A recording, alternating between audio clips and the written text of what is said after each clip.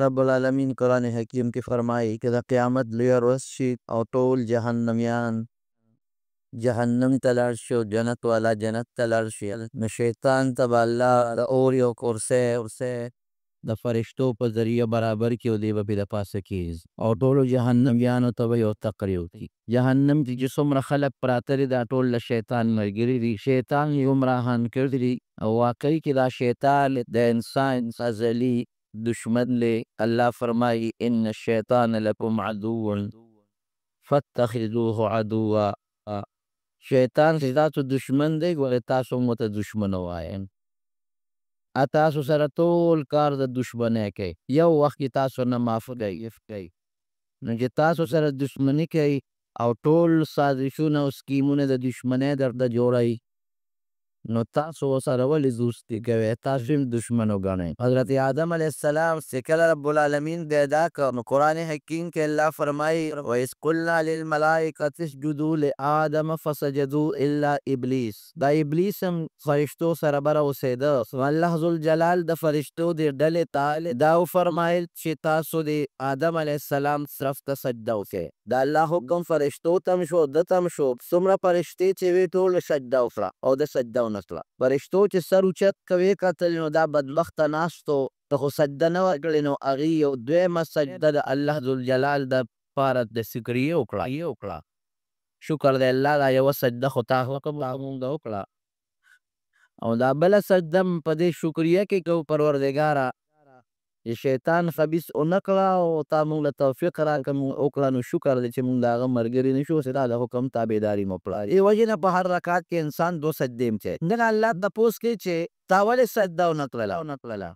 ما درته حکم وکړ امرتک. قرآن حکیم کې الله فرمایي ما درته حکم وکړ نو تا زما د حکم نافرماني ولې وکړه؟ سجده دې ولې ونه کړه؟ نو دله پکار ده چې د عذر پیش کړی وي، بانې کړی وي، دروغ یې ویلې وي، بلکې توبه ایستې وي. ته دروغو چرته هم ورته د دروغو بانې هم فولس وه. لکه بعضې خلک په دنیا کې هم د دروغو بانه کوي. اگر چې الله نه څوک په دروغه نشي خلاصېدی او نه د رب العالمین نه څوک په بانه خلاصېدي چې الله باندې د چا بانې پټې نه دي، الله ته شی یو شیطانی چال به چل او یا به ویلي چې الله بس معافي غواړم غلطي رانه وشوه. نه رب العالمین ته مخامخ وایي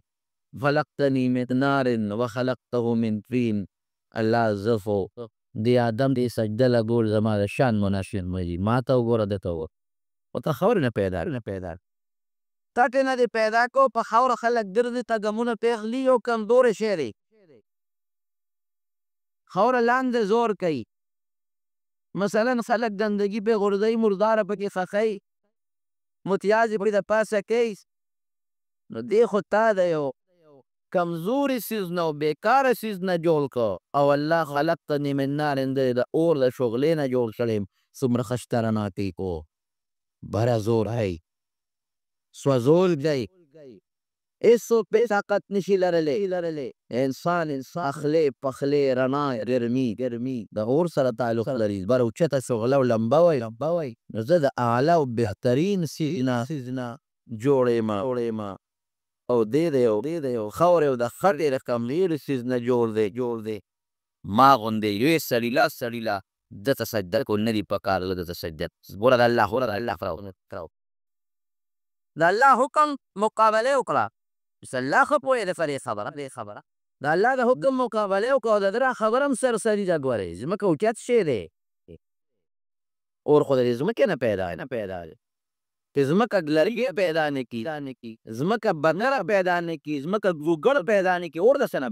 بلی؟ ځمکه چې نن اور لمبه په څه باندې کوي؟ په څه بلی؟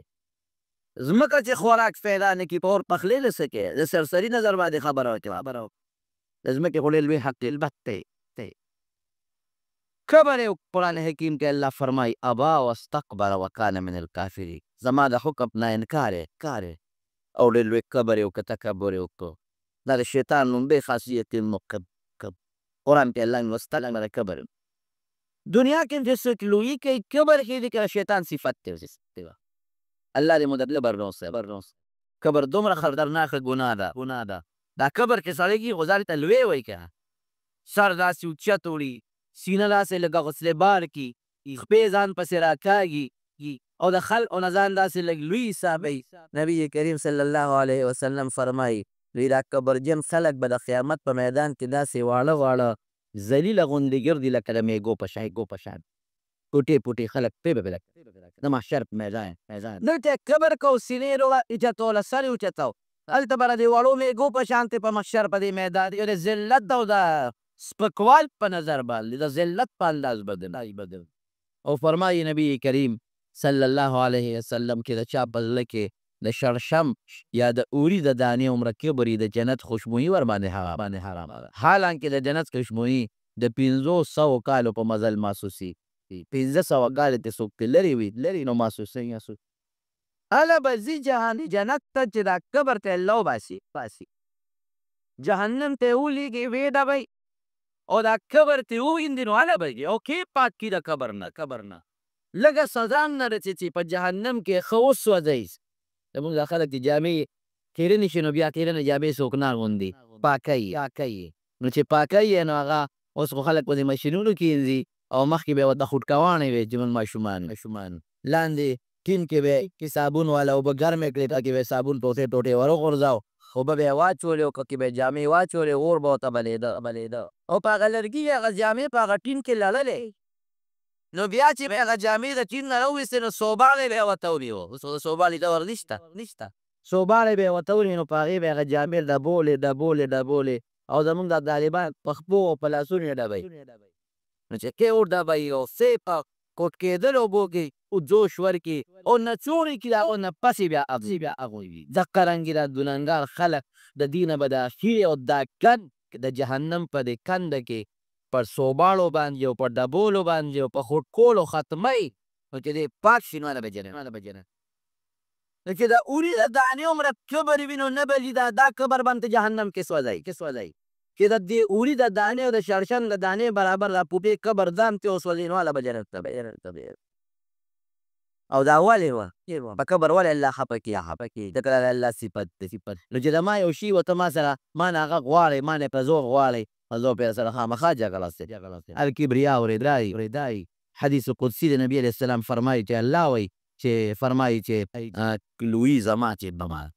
او چې څوک زما په جامه کې ما سره جګړه کوي نو ذلیل کوم به یې پرېږدم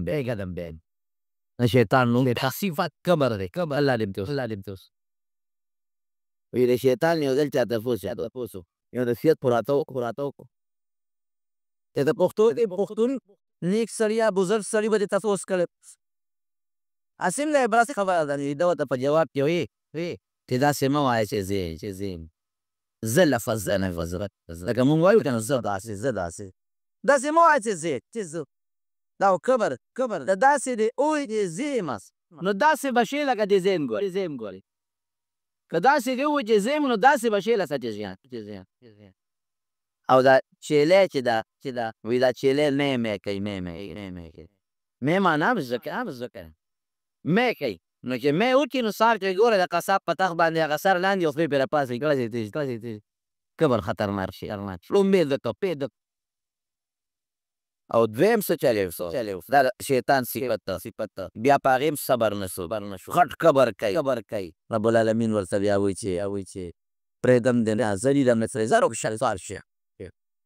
د اسمانونو څخه ما خبره دې ونه منله نو دې څه وایي ګوره الله ته مخامخ شو ورنیغ شو وی د دې آدم د برکت د خو تا زه ذلیله کړمه خو زما دې ستا په ذات قسم یې الله ته قسم نه خو دی دومره شیطان خو هسې دی خو دومره ځي الله ته مخامخ وی زما دې ستا په ذات قسم یې چې رضا اولاد خو ما نه یو به هم جنت ته د مخې نه او د شا نه او د تی طرف نه او د ګس طرف نه او د بره نه د لاندې د هر طرف نه به په حملې که یو څو نیکان بندګان دې رانه بچ شي خو باقي ټول به ځان سره د جهنم دی الله مو ته قسم خوري تم قسم خورو زم په ذات قسم خورم که ته ډېر هم خراب او خطا کې نو چې ما ته سر کڅه که نو زه به یې هغه څه ته هغه ټول چې ګناهونه دې به څومره کړي دي هغه به وبغور ته تم تک ما ته قسم راځلي راویښاړه پابندي وعده کولې چې ته به جنت کې نه اوسې خو بس په مخه یې کله که زه یم نه که د جومات نه وده نو سړی خو بیا هم راځي آدم علیه السلام جنت کې اوسېده ده اوس دویم شی طالب شی ګوره وسوسه یې ورته ور واچوړله حضرت حوا رضي الله عنها باندې آدم علیه السلام پیغمبر دی په هغه خو وسته رسي حضرت حوا رضی الله عنها علیه السلام د جنت دروازې ته راغلې وه، وی الله خو جنت دې اوسئ تاسو اوسئ هغه پرې نه پېژند او بالکل الله فضل څه نه یې منې کړي یو بوټي دی یې نه یې منې کړي دې له به ګوتې ورته وایي دغه بوټي له ګوتې یوسئ چل په دې بوټي کې دې ګورئ که دا بوټي له ګوتې یو نه او دا ونه خوړل دنیا ته هم کوزئ اسمانونو یو ځای دی هلته هم کوزئ او که د دې بوټي نه خوراک وکړو دې بوټي کې دا کمال دی چې همیشه په جنت کې ورته وایي نه داسې چېرته که موږ خپل الله باندې لرلی دی ورته قسم خوري زما د قسم په خدای خو دغه الله چې درته ګورې رښتیا قسم یې بیبي حوا بیبي آدم علیه السلام ته قسم وخوړ فقاسمهم انی لکما لمن الناصحین قرآن کې الله ورته ته قسم توړې زما د قسم په ځای نه هغې خو لومبې قسم دی لومبې قسم واورېد دې نه مخکې پرې قسم نه اورېدل او د الله په نوم قسم دا رښتیا وایي دا کاکا رښتیا د دغې خو د دنیا دا قسمونه نه اورېدلي چې په دروغ غلیم دا څوک قسم د الله نوم نه هم دا څوک په درد وایي قسم ګورې په دروغ ډېره نبی علیه السلام فرمایي اکثر دا چې کوم خلک تجارت پیشه سړی کې خپله سودا خرڅوي دي قسمونه ډېر هلکه دا نن ما 100 روپۍ من اخېستې وې جیمه خان دا پټې ما په 1000 روپۍ اخېستې وې مثلا 500 دا کپله او دا مثلا دا څاروي ما په دې اخېستې وې هغې نه په کمۍ په دروغه به قسم خوري نبی علیه السلام اوس فرمایي ټوله دغه نه د نبی علیه السلام مبارک وینا ده وایي ټیک ده چې قسم به ستا سودا خرڅوي او دا قسم به ستا سودا ګران هم خرڅه کړي خو د دې سودا د دې پیسو چې کوم برکت دی هغه به دې ختم د 100 روپو شی به په 1.5 خرڅ کړې ممکن ده که دغه 100 روپۍ ستا جیب له راغلې وی به د امانت وی دی کې به ډېر لوی برکت او دا 1.5 چې کور ته راځي یا به د بچې را جوړوي یا به په ښځه څه چل شوي یا به راته بل مصیبت جوړي هغه په لوست څه کې هغه سل به نورې مصر برکت به نه کوي سوړې به ورته الله جوړي برې رسولو به ختم شي وا به لوځي نو نبی علیه السلام فرمایي چې قسمونه به سودا خرڅه دي ګرانه به یې خرڅه کړي خو د پیسې چې کوم برکت دی به ټیک به قسم ډېره لویه او یمین غموس چې دا قسم کې دا مې پتې اخېستې ده او نه یې اخېستې دا ګناه کبیره ګورئ نبی علیه السلام مبارک دا غټ غټ ګناهونه شمېري یو یې پکې دا وشمېره دا ګناه کبیره او دا دومره سخته ګناه ده لکه چې تا د جهنم اور کې پوټه وایي سخته ګناه نو به هر کیف خبره مې دې کورې کوله چې قسم یې وخوړه د دویم صفت دی په دروغه آدم علیه السلام او حضرت حوا علیه السلام هغې وایي چې قسم دې وخوړه نو په دروغه خو څوک د الله نوم نه اخلي نو قرآن کې الله فرمایي فنسیه ولم نجد له عزما کې دوی سین کې د آدم علیه السلام نه هغه د خدای حکم هیر شو ټول چې د خو الله منې کړ که الله نه وي ورته واغېست هېر چې ته هېر شو نو به ټوله نه بیا هغه ګوټي له ګوتې یې ته جیب یې یو د جنت جامې ته یې کودېستې ما تاسو نه وې منې کړې الم انهکما ان تلکما الشجرة دې ونې نه مې نه وې منې کړې ولې مو ګوتې یوړې الله دا ته یو کاکا خو مونږ ته ستا نوم واغېست که نه قسم د ستا نوم نه مونږ هغه سره نه هېرو ونسیه هېر کړو الله ولم نجد له عزما څه باندې ارادې نه وه هېره شوه قمره ضعف چا به هم د شیطان سره اهلیس نو جیب هم کوزېږي تاسو هم کوزېږئ ځای دنیا د دې بوټي خاصیت ستاسو چې دا هم نه وې خوړلی جنت کې به چې دا مه خوړه دې سره خوله پیدا کېږي دې سره اودس مات پیدا کېږي دې سره د پوزې پیدا کېږي دې سره لاړې پیدا کېږي د دې ټول انتظام جنت کې شته دی نه ټول په دنیا ده د شیطان دریم صفت قسم شوز په دروغ قسم دروغ یې ورته وایي دروغ او دروغ هم بیا چې دې سینس هغې د جنت د رالو 70 فټ چالې چلو نو علما لیکي مولانا عبدالحی صاحب رحمت الله علیه لیکي را نفع المفتی وسایل کې وی دې په دریاب را دا غټ دریاب کې دا کبان تاوېده نو کبله ورغې یو غټ کبله وی غم خو درته جوړ شو څه چل دی وی چې الله دم پیدا د هغې دم به دې ځمکې ته راکېږي که د هغه به بچي پیدا کېږي ستاسو ګیزار به کوي قوري به هغه کب په منډه نورو ملګرو ته وی په دغه مصیبت وړېږي آدم خدای پیدا که دنیا ته به راځي او مونږ به خوري او مونږ به ښکار کوي د مولانا عبدالحی صاحب په دغه نفع المفتی وسایل کتاب کې لیکلي دي رساله ده ویلي الله د رکاب نه جبه خط یو لومبې شیطان چې هغه وکړو دویم ورپسې تا وکړه چې ملګري له دې کمنډه سوای جواب یوازې مرګ خو به راځي نو یا راځي یا په بل نو بل صفت دی شیطانت ډېره ډېره او دا په مونږ کې لوی رواج دی، یو ته یو څه او بل ته بل څه، او دا دونه خطرناکه ګناه ده. نبی علیه السلام فرمایي من کان ذا وجهین فی الدنیا کان له یوم القیامة لسان من نار. څوک چې په دنیا کې دو کالی کوي یأتی هؤلاء بوجه، دې سړي ته یو مخرج دی، بل ته بوجه په بل مخرج، یو ته یو څه وي بل ته بل څه وي. د قیامت په ورځ به د دې شیطان په دې خوله کې د اور ژبه تاویږي رسایي، خوله کې به یې اور وي ژبه، دا ډېره خطرناکه شي. او چې د چا په شیطانت شي اوس دا به نه وي چې لس خو هغه پلانچي کړی دی قاتل خو هغه دی، نه چې د چا په شیطانت دا مړه شوی دی، هدف قاتل چې څومره ګناه د قتل شوی دی دومره د دې شیطان هم ورته ده. شیطان که پرې پاتې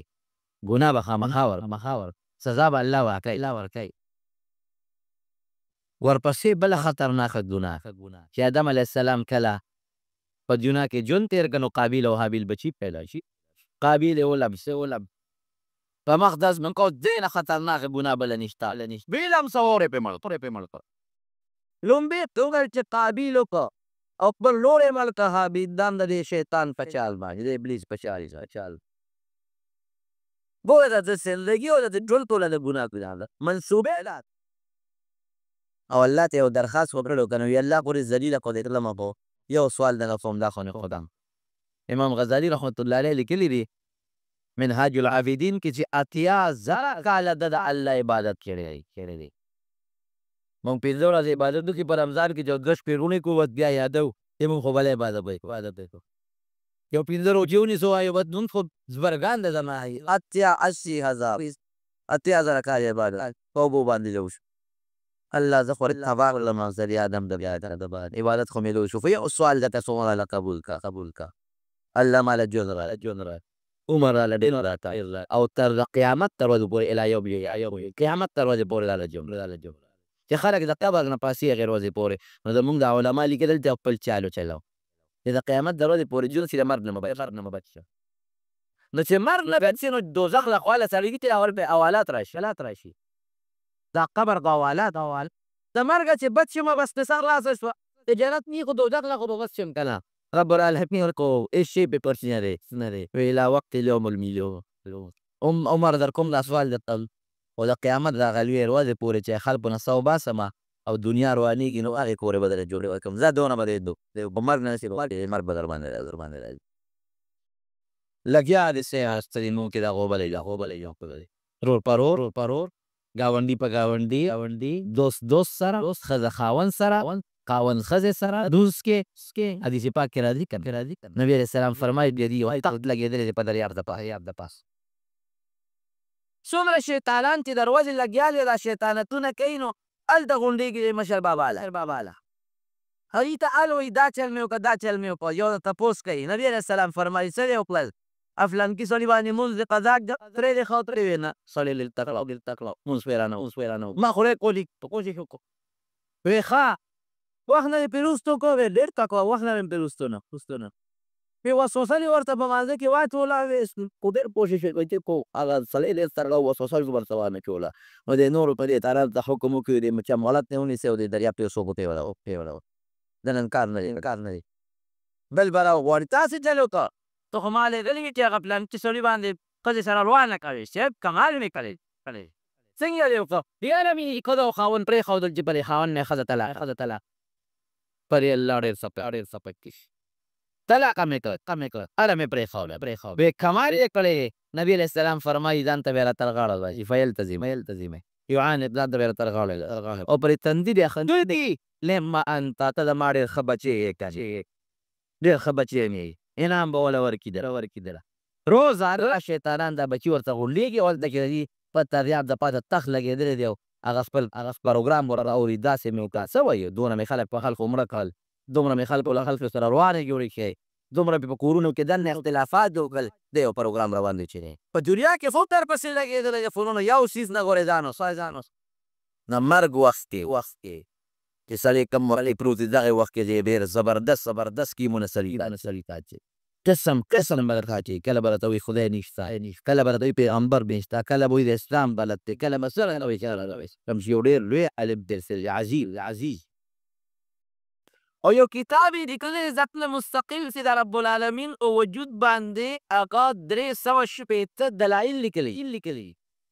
الله موجود دی ولې دی الله موجود دی شته دی دی شیخ نجم الدین رحمت الله علیه سره د یو ځل ملګرتیا او صحبت یادې شول. هغه شیخ نجم الدین رحمت الله علیه لګیا دی او داسې پر شاګرد سره یو نوبه چې کمزورې دی بوډا دی دې ځا لاسونه ایزي هغه پې لوټه تشوي. شاګرد یې لاړ بله لوټه یې راوړه کیف یې تشه کړه بله یې راوړه هغه یې تشه کړه او شاګرد لګیا یو دی په دې لاس اوبه اچوي او سوچ کې تللی اخره کې له یو چونګ اوبه راواخېست داسې ویشتې ورته ووایه کنه کې بې دلیله خدای ماله او بیا شاګرد ته یې اوبه راواچوه او داسې وکړه شاګرد د تپوس وکړو صاحب دا مونږ خو څه پوه نه شو دا خبره دې چا سره او نن خو دې دومره سوچ کې ته نه وي چې په بلا لوټې نه په یو لاس سره لته شي حالانکه اودس کې اسراف به نه کړې الله تعالی ما ته امام راضي را مفهمې خو ډېر لرې ځم یا لرې په مزل دا کشف وته الله تعالی خو امام راضي رحمت الله علیه لوی کلمې بهترین ځنکدن دی بدن کې پروت خدای راته او د ځنکدن وختوله شیطان راغلی دغه ورته ناست ما ته هغه شیطان ورته وایي الله نشته دی ورته وایي شته دی دا دلیل خو دې کاره دي ما نه ولا باطل نو امام راضي ورته بېندلو شیطان ورته دام خر دام ټیک نه دی په ځای دا دلیل د کمزورې دی نه ورته وایي دا درې وایي دا دې کمزورې دی په دلایلو به الله نه پوهېږي د الله د پېژنګلو دپاره غټ دلیل صحیح څه هغه د کائناتو ته وګوره د نور او زغمیو د بوټو ته وګوره د خپل ځای دی نه غټ دلیل یو زمیندار وایي شیطان انسان په فکر الله بابا خدای شته وایي څه دلیل دی وی دلیل غواړي او دونه مزېدار دلیل دی صبر وکړه نو قلبه درلو د افغان هغه چوکې ته ګوتې کې ورغې شیطان ورته ګري خاوې ته خو درې دلیل درته اوس وښیي چې پوه شو چې نن یو ستنکۍ او وایي نه نو تختې خدای تباه کړه بې دلیله دا زه چې د مور په ګیره کې 9 میاشتې مې تېرې کړي نه راباندې رڼا لګېدو نه راباندې نور لګېدو نه ډېران سته او نه ټاټۍ سته او نه بیت الخلا ته شته نو دا انتظام باندې چې کوم څه کړی دی نو وسه ځکه دا بچی خو چې د مور نه پیدا شي نو ته په دغه پرده کې دوباره بند 2 منټ د ژوند تېر نو خال کله د ژبه ګرځي نه پوزه ګرځي نه سترګې ګرځي نه سترګې ړندې دي نه غوږونو کې دننه اوبه تللي دي اوبو کې ډوب پروت دی نه سترګو کې اوبه دي نه په غوږونو کې اوبه دي او د سماعت چې دی خوراک پکه مه کوي او هغه خوراک پکې چې نو پیدا شي نو معیاري وکړي نو که په 9 میاشتې په پیدا شي هم متیازې پیدایښت نه پس کوي او که په 10 میاشت پیدا شو نو هم پیدایښت نه پس کوي نو ته به وایې چې او د ټیم په 9 میاشتې و 9 میاشت خو د مور ګیره تېرو ده او د سماعت چې پیدا شو دی غوندې هلته نو الله د دلایل علاوه باندې دومره دي چې هغه د کائنات ته پونډک دي خو به خلک وایي قبر کې خو دا څنګه د پیغمبر علیه السلام څنګه روزه وځه نو اوس خو درته ټي وي او د موبایل سیمونو ورسره ته خبر او کمپیوټر د سکرونونه کې به څه کړې خبرې هلته رسېږي اوس هغه هر څه کماړي دا راته الله صحیح ګوري دا د الله ساینس هم رب العالمین انسان ته په دې ذهن کې دا طاقت او عقل ورکړي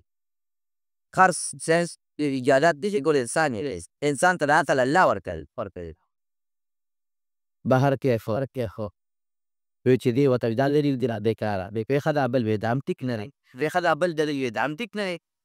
وی 316 دلایل ورته ټول برباد ویډیو ته لیکولم چې خدایه اوس به امام راضي تکړه شي چې مې چې بس کله اخري دلیل لیکلی مولا تباه کړه نو دا امام راضي خو به بې ایمانه له دنیا نه لاړ شو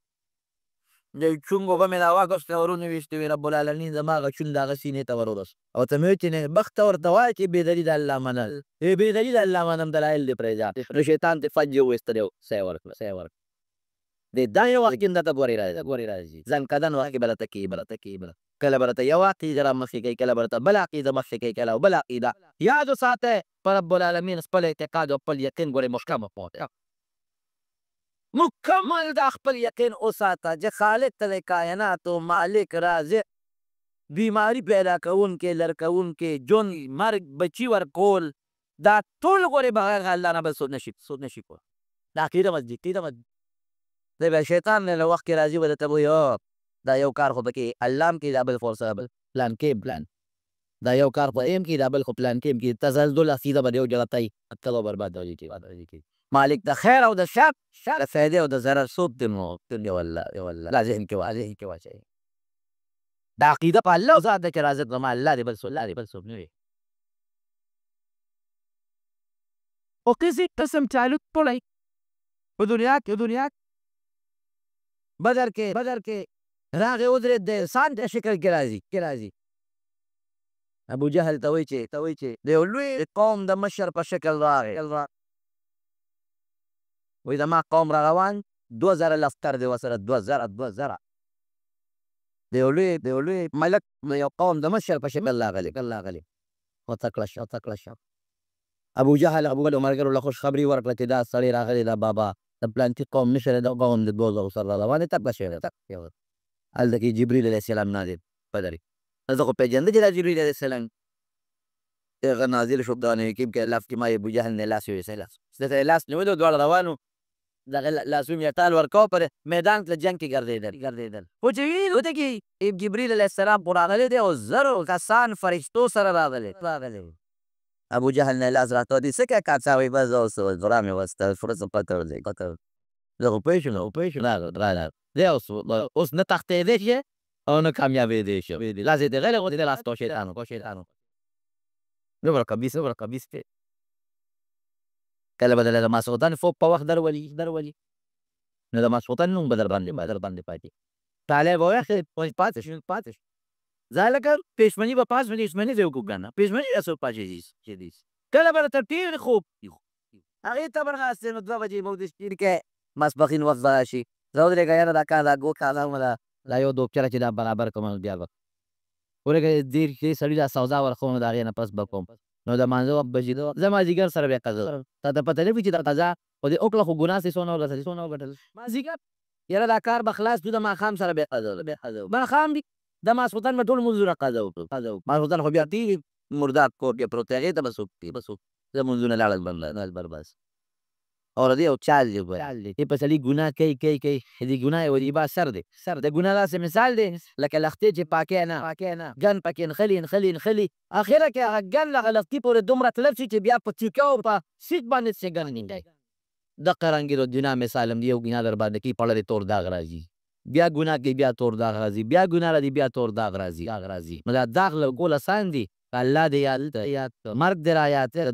ځان ته ذکر دې وکړه نو دا داغ به لاړ شي سیلال به شي. او که را داغ لا نه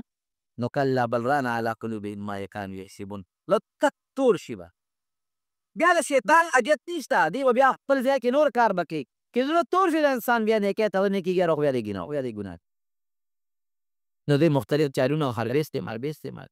یو سړی چې ته د دیوال سوري ته ناست اودو غرمه ده ټکانه غرمه ده دی ورته ودرې نه کنه دا شیطان راغی پیسه لکه پاسه مړوي د خوب ولې خوښ شوي خوب نه دیوال دغې راپرېږي ظالمه که دا دیوال د باندې راپرېوت تمرې پېښه ته نه ګورې ویښ غریب لاړه خوا چې لاړ دیوال دا پرېوال زر دی. خو دا شیطان خو د انسان په شکل دی. د بوډا بابا په خپو ورته پرېوتې خدای دې خوشحاله کړ. ستا خو ما سره ډېر لوی هستو که چې پاسولې نو به نو اوس به دا دیوال نه باندې راپروت یو په دې خوب کې بیا وجلې ډېر ښه دې راسره وکړل. ته څوک یې؟ تا خو ما سره ډېر خوب سره شیطان او شیطان ته ګوره خیر کو ګوی ته ته شیطان نه ته خو ته د خدای نیک بنده څوک ولي سوچبرګ انسان ما سره دونه بې شیطان یې نه خدای والي وي نه شیطان څه د مرګه بچ گئی بې ظالمه شهید کېدې. اوس به ته هم راته جنت کې تاویږي شهید کېدې که دیوال د باندې راپرېوتې مې ودرېږه چې شهادت دا مرتبه خو د نصیب نه شي دې نه مې وویست. ګوره قسم چالونه ولول په مختلفو طریقو دله راتاویږي. او چې کله مري بیا قیامت نه مخکې دا بچي یې پیدا کېږي. ما د مولانا شمس الحق افغاني رحمت الله علیه نه اورېدلي یو ځل بیا مې کتاب کې لیدلی خو هغې نه مې اورېدلي مې ویل دا شیطانه ګیج ځان سره یې ترخ کې ګرځئ او چې کله هغې کې هغه بچې برابر شي نو ویې غورځوي نو بچې تېر او په زرګونو بچي راوړي او یو شیطان په زرګونو نو دا بچي خو یې هغسې سمري او څه دغه کېږي چې کوم وخت کې د قیامت دا وخت را نږدې شي او الله تعالی د نظام درهم برهم کوي نو ده پسې به اسراییل علیه السلام ورشي، زه نه یم همسود. لکه